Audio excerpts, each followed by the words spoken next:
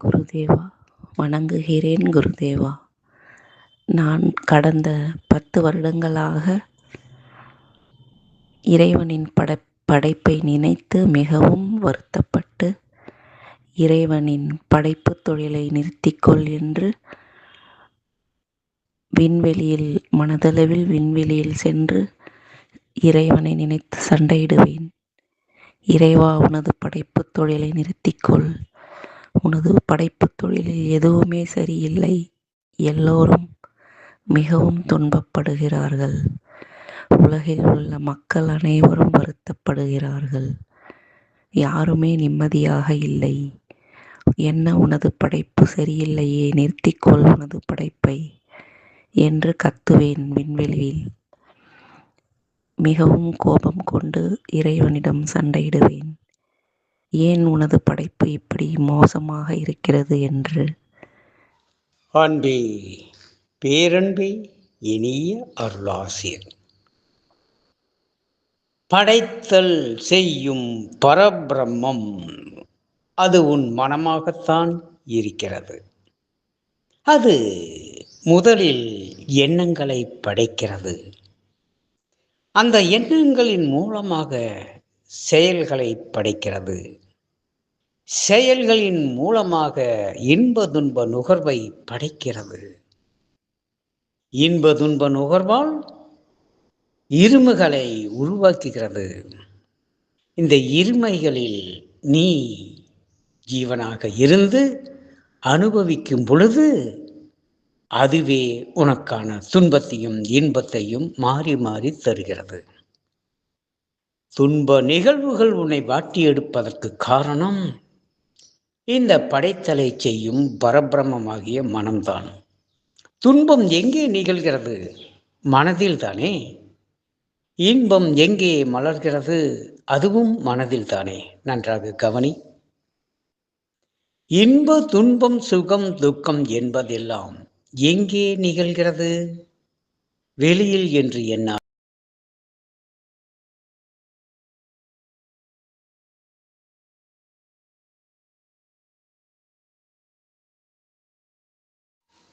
வெளியில் என்று எண்ணாதே.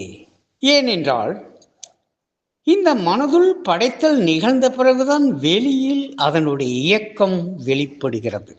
எவ்வளவு அற்புதம் பாருங்கள். அப்படியானால் படைத்தல் என்பது மனதில் நிகழ்கிறது என்றால் மனம்தானே பரபிரம்மம். ஆகவேதான் நான் அடிக்கடி கூறுவேன், ஓர் எண்ணம் அது அங்கு படைக்கப்படுகிறது. அது சிந்தனையாக வெளிப்படுகிறது. அதுவும் மனதில் தான் படைக்கப்படுகிறது. அதன் பிறகு சொல்லாக வெளிவருகிறது. அங்கு படைத்து வெளியேற்றப்படுகிறது. சொல் செயலாக்கம் பெறுகிறது. அது வெளியிலோ உள்ளேயோ அதுவும் படைத்தல் தான். இந்த செயலாக்கம் இன்ப துன்ப நுகர்வை தருகிறது. மீண்டும் அது எங்கே? இந்த பரபிரம்மமாகிய மனதுக்குள் தான். அந்த இன்ப துன்ப நுகர்வு மீண்டும் ஒளி புள்ளியாக காரண தேகத்தில் ஒடுங்குகிறது.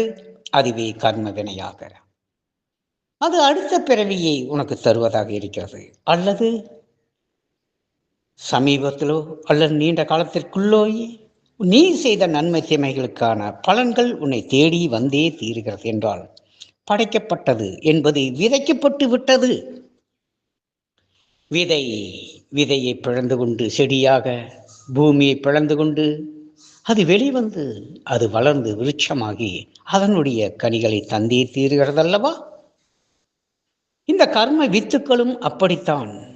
எங்கே படைக்கப்படுகிறதோ, எங்கே விதைக்கப்படுகிறதோ அங்கேயே அது வெளிப்படுகிறது.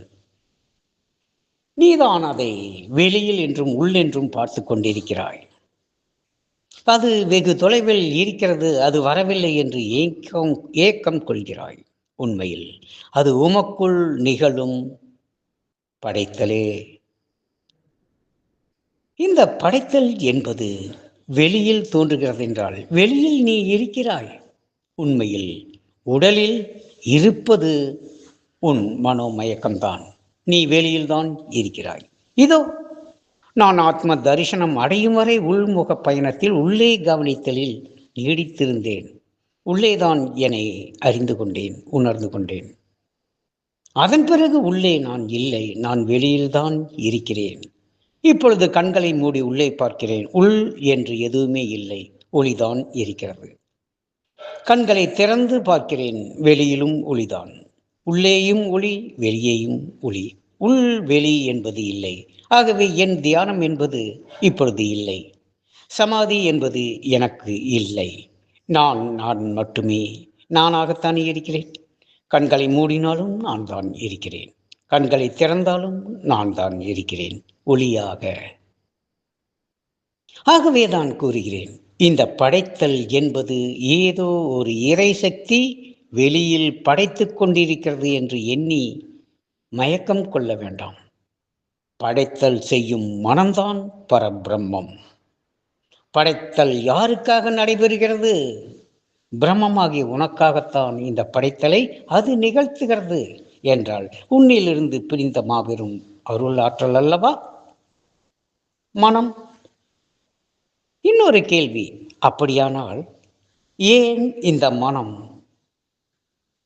நல்லதும் தீயதுமான படைத்தலை நிகழ்த்துகிறது என்றால் அது நல்லதும் தீயதுமான படைத்தலை நிகழ்த்தவில்லை. உனது மனோ பக்குவத்திற்கு, உனது கண்ணோட்டத்திற்கு, உனது புரிதலுக்கு தக்கவாறு அது நன்மையாகவும் தீமையாகவும் புலப்படுகிறது. உண்மையில் நன்மை என்பது எதுவுமே இல்லை, அதேபோல் தீமை என்பதும் எதுவுமே இல்லை. இருப்பது படைத்தல் மட்டுமே. அது எதற்காக என்றால் உனக்கான ஜனன மரணத்தை கொடுக்க வேண்டுமல்லவா? இல்லாவிட்டால் நீ பிறக்க வேண்டிய அவசியமே இல்லாது போய்விடும் அல்லவா? சரி, இங்கே என்ன நிகழ்கிறது?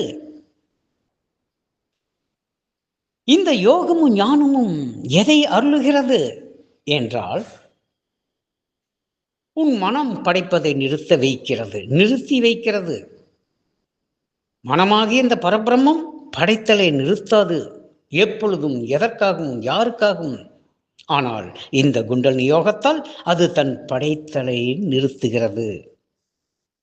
படைத்தலை பரபிரம்மம் நிறுத்திய பொழுது உனக்கான பிறப்பு இறப்பு தடுக்கப்படுகிறது. உனக்கான இந்த பிறப்பு இறப்பு எனும் ஜனனம் மரணம் இல்லையேல் உன்னை மூடியிருக்கும் கோஷங்கள் விலகி காணாமல் மறைந்து போகிறது. ஏனென்றால் இவையெல்லாம் சூட்சுமா கோஷங்கள், சூட்சுமா சக்திகள். இந்த கோஷங்கள் விலகினால் அங்கு நீ மட்டும்தானே இருக்கிறாய். ஆகவே தான் ஆன்மா நான் எனும் நிலையையும் கலைந்துவிடு. நீயே பிரம்மம், நீயே பிரம்மம், நீதான் பிரம்மம். தத்துவமசி, தத்துவமசி, தத்துவமசி. என் அன்பு நிறை அருளாசை நன்றி செய்க, நலமே பெறுக. இப்பொழுதுதான் தங்களை கண்ட பிறகுதான் புரிகிறது, ஒவ்வொரு மனிதனும் ஒரு பிரபஞ்சமாகவே இருக்கிறான். நாம் நினைத்தால் நமது படைப்பு தொழிலை நிறுத்தி கொள்ளலாம் என்று மனதை கடந்து ஆன்ம உணர்வு பெற்று பிரபஞ்சம் முழுவதும் நாமே இருக்கிறோம் என்று உணர்ந்து அனைத்து ஆற்றல்களும் நம்மிடமே இருக்கிறது. அனைத்து செயல்களும், அனைத்து அன்பும், அனைத்து அறிவும், அனைத்து அழகும் எல்லாமே நாமதான் இருக்கிறோம். நமக்கு தேவையானதை நாம் பெற்றுக்கொள்ளலாம். தேவையில்லை என்றால் நாம் நமது படைப்பு தொழிலை நிறுத்தி கொள்ளலாம். பரபிரம்மமாக மனமே இருந்து படைத்து நமக்கு கொடுக்கிறது என்று உணர்ந்து கொண்டேன் குருதேவா. படைப்பு தொழிலை நிறுத்தும் சக்தி நம்மிடமே இருக்கிறது என்று நான் முழுமையாக உணர்ந்தேன் குருதேவா. இனி நான் படைப்பு தொழில் சரியில்லை என்று யாரையும் போய் குறை கூற முடியாது. நானே அதை படைக்கிறேன், நானே அதை அனுபவிக்கிறேன் என்று உணர்ந்தேன் குருதேவா. மிக்க நன்றிகள் கோடி குருதேவா. படைக்கும் தொழிலை நிறுத்தலாம் என்று எனக்கு அறிவுறுத்தி என்னை உணர்த்திய தங்களுக்கு கோடான கோடி நன்றிகள் குருதேவா. அயாத்ம பிரம்மம் அகம் பிரம்மாஸ்மி சிவோகம்.